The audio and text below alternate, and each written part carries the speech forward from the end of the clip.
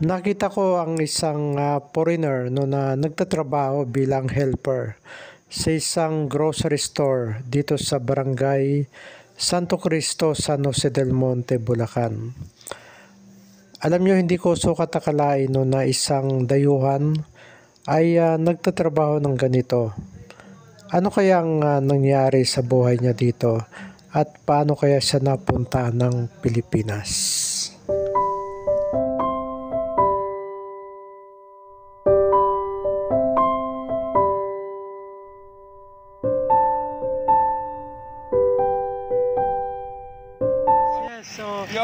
So what's the name of your pet? I don't know. I just got in this morning. Ah, okay.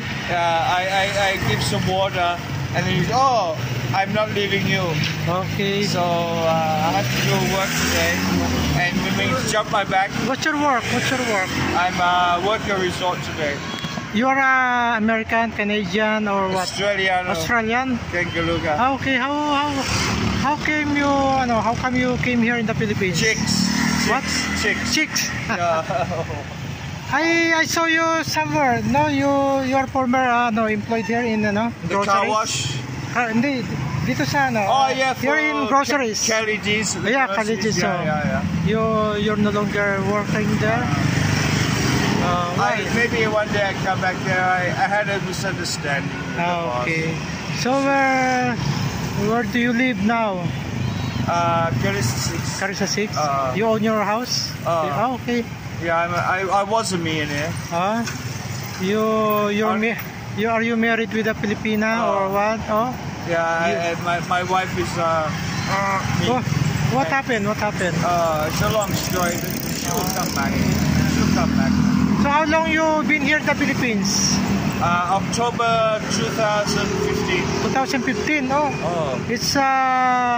It's a long time, no? But it's a wonderful time. So are you going back to Australia or why? It's a shit. Huh? It's a What big happened? money, but it's shit people. Oh, It's better here in the Philippines. Yo! Yay! It's Yay! more fun in the Philippines. Okay. So you live here in the Philippines for good. It's a good life here, Okay. Come to the Philippines. Hey, how are you? It's a good life. It's a good life in the Philippines. It's tough, but it's fun. Yeah. And it's fair. Anyway, how old are you now? 5. Huh? 5 lang. 5? How old are you? 5. 5? I'm like a sitter. 1, 2, 3, 4, 5. 50 years old. 5 lang. 5 lang. Why? Because I'm just a big boy. Okay.